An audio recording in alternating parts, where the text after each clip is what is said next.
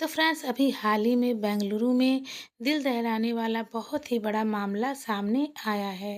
बेंगलुरु में एक महालक्ष्मी नाम की लड़की रहती थी, जिसके 30 से भी ज़्यादा टुकड़े करके फ्रिज में डाल दिए गए हैं। इसका केस बिल्कुल श्रद्धा और आफताब वाला केस लग रहा है। तो चलिए जानते हैं आज की पूरी कहानी।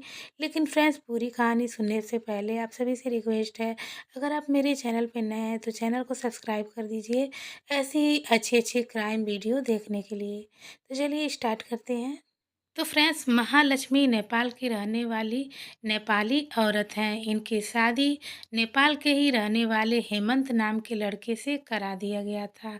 इनकी शादी माँ पिता के द्वारा किया गया था और ये अपनी शादी से बहुत ही ज़्यादा खुश थे। अपनी बेहतर भविष्य के लिए महालक्ष्मी और हेमंत बेंगलुरु में शिफ्ट हो जाते हैं। हेमंत बेंगलुरु में एक मोबाइल के शॉप पे जॉब करता था और यहीं पर महालक्ष्मी बेंगलुरु के नामचीन मॉल में ब्यूटी प्रोडक्ट की टीम लीडर के तौर पर जॉब कर रही थीं।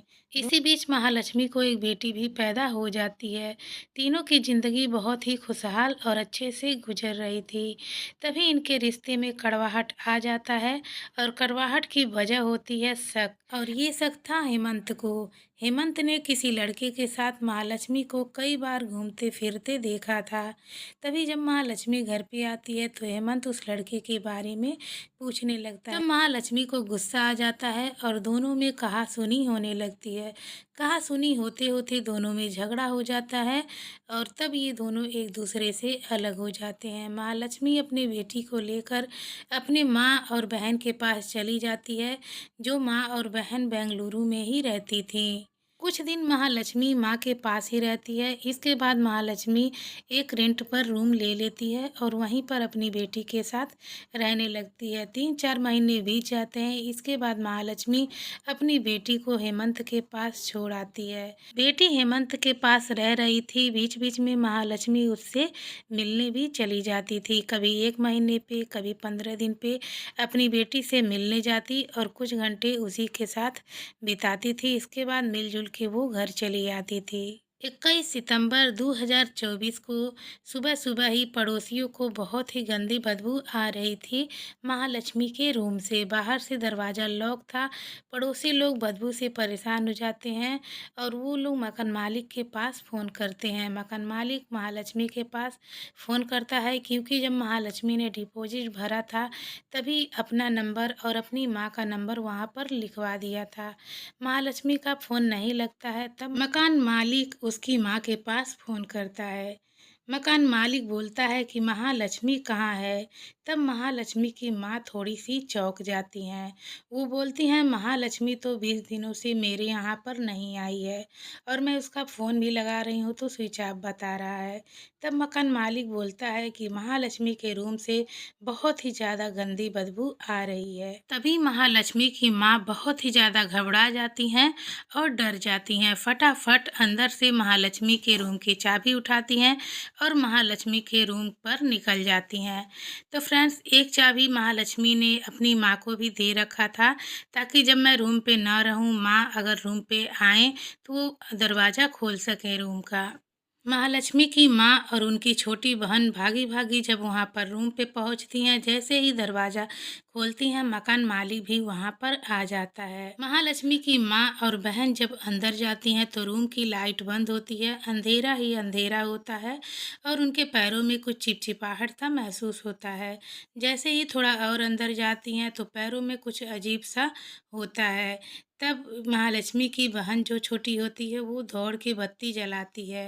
बत्ती जलाने के बाद वहाँ का मंजर देख के माँ और उनकी बहन बहुत ही ज़्यादा घबरा जाती हैं और बाहर आ जाती हैं। माँ बहन डरी हुई थी। मकान मालिक भी अंदर जाके देखता है तो वो भी डर के मारे बाहर आ जाता है और तुरंत ही पुलिस को वहाँ पर फ़ोन करके बुला लेता है। मौके पर पुलिस भी आ जाती है और जब रूम के अंदर जाती है तो वहाँ का मंजर देख के पुलिस की रूह भी काँप जाती है। पुलिस देखती है कि नीचे ज़मीन पे ढेर सारे खून पड़े हुए हैं जो जम गए थे और चिपचिपाहट सी पैरों में महसूस हो रही थी। जगह जगह पे छोटे छोटे टुकड़े मांस के थे, लेकिन कमरे से इतनी ज्यादा बदबू आ रही थी कि पुलिस ज्यादा देर रूम में नहीं रह पाती है, तुरंत ही बाहर आ जाती है और डबल मास्क लगा के अंदर जाती है, क्योंकि पुलिस को सबूत भी तो देखने थे। कुछ देर पुलिस रूम में ही टिक के देखती है।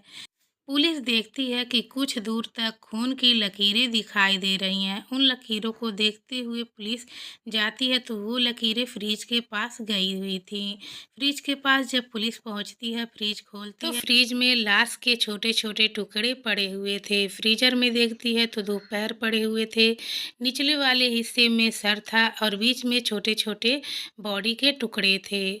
बहुत ही ज़्यादा पुलिस डर जाती है और बाहर आ जाती है। इसके बाद पुलिस फॉरेंसिक टीम को बुला लेती है। फॉरेंसिक टीम जब आती है, कमरे के अंदर जाती है, तो उनसे भी ये बदबू नहीं बर्दाश्त हो रही थी। तब सरकारी मेडिकल के स्टाफ को बुला लेती है। जब सरकारी मेडिकल का स्टाफ वहाँ पर पहुँचता है, तो हाथों में ग्लव्स पहनकर और मुंह पर मास्क लगाकर कमरे के अंदर जाती है। जितने भी लाश के छोटे छोटे टुकड़े पड़े हुए थे, सभी को इकट्ठा करने लगती है। तो फ्रेंड्स, कुल मिला के 30 से ऊपर बॉडी के टुकड़े उस रूम से मिलते हैं। इधर महालक्ष्मी की माँ समझ जाती हैं कि मेरी बेटी की ही मौत यहाँ पर हुई है। सभी लोग सदमे में होते हैं। इसके बाद टुकड़ों को जांच के लिए भेज दिया जाता है और महालक्ष्मी के रूम को सील कर दिया जाता है। पुलिस अगल बगल देखती है तो कोई भी सीसीटीवी कैमरा नहीं लगा हुआ था, जिससे मुजरिम का पता लगाना बहुत ही मुश्किल हो रहा था। पुलिस महालक्ष्मी का फ़ोन डिटेल निकालती है तो 2 तारीख को महालक्ष्मी ने कहीं पर बात किया था। तब पुलिस समझ जाती है कि 2 सितंबर को ही महालक्ष्मी को मारा गया है। पुलिस अगल बगल के पड़ोसियों से पूछती है तो पड़ोसी लोग बोलते हैं कि हमें महालक्ष्मी से बहुत ज़्यादा मतलब नहीं था, क्योंकि महालक्ष्मी सुबह को 9 बजे ही चली जाती थी और रात को 10 बजे के पहले नहीं आती थी। लेकिन कभी कभार हम देखते थे कि कोई लड़का महालक्ष्मी को ड्रॉप करने आता था और एक लड़का तो महालक्ष्मी के घर पे 20 दिन तक रुका हुआ था। तब पुलिस महालक्ष्मी के परिवार के बारे में जानने की कोशिश करती है तो पता चलता है कि महालक्ष्मी की माँ और बहन अलग रहती थी, महालक्ष्मी अलग रहती थी और उसका पति और उसकी बेटी अलग रहती थी। तब पुलिस सोचती है आखिर में ये सब अलग क्यों रहते थे, जबकि ये पूरा परिवार बेंगलुरु में ही था। हेमंत के बारे में पता लगाते हैं तो पता चलता है कि इनकी शादी परिवार वालों के मर्जी से हुई थी। बहुत ही हंसी खुशी से इनकी ज़िंदगी कट रही थी। एक बेटी भी थी। महालक्ष्मी बेंगलुरु के एक नामचीन मॉल में ब्यूटी प्रोडक्ट की टीम लीडर थी और वहीं पर एक ब्यूटिशियन से महालक्ष्मी का अफेयर था, जो छत्तीसगढ़ का रहने वाला था। हेमंत दास ने कई बार महालक्ष्मी को साथ में भी देखा था और हेमंत दास को महालक्ष्मी पे शक था। बार बार हेमंत दास महालक्ष्मी से पूछा करता था, तब महालक्ष्मी गुस्सा हो जाती थी और उन दोनों में झगड़ा होने लगता था, जिसकी वजह से हेमंत ने महालक्ष्मी की जासूसी करना स्टार्ट कर दिया और उसका शक यकीन में बदल गया। तब हेमंत दास और महालक्ष्मी में काफ़ी ज़्यादा झगड़ा हुआ और दोनों ने अलग रहने का फैसला किया। इसके बाद महालक्ष्मी अपनी बेटी को लेकर अलग रहती थी और 4 महीने के बाद ही महालक्ष्मी अपने बेटे को हेमंत के पास छोड़ दी। महीने में 15 दिन पे या फिर संडे को महालक्ष्मी अपनी बेटी से मिलने जाया करती थी। कुछ देर वहीं पर रुकती और इसके बाद मिलजुल के घर चली आती थी। महालक्ष्मी के जाने के बाद हेमंत भी अपने परिवार में रहने लगा था। हेमंत दास की मां से पूछताछ की गई तो पता लग रहा था कि हेमंत बेकसूर है। महालक्ष्मी के जब कमरे की जांच की गई थी तो वहां से 4-5 अंगुलियों के निशान मिले थे, जिससे पता लग रहा था कि महालक्ष्मी का मर्डर किसी एक आदमी ने नहीं बल्कि 3-4 आदमियों ने किया है, जिसमें से एक आदमी का पता पुलिस लगा लेती है, जिसका नाम मुक्ति राजन था। वो उसी मॉल में काम करता था और 2 तारीख से वो भी गायब था, मॉल में काम करने नहीं जाता था। तो क्या महालक्ष्मी की मौत उसी ने की है?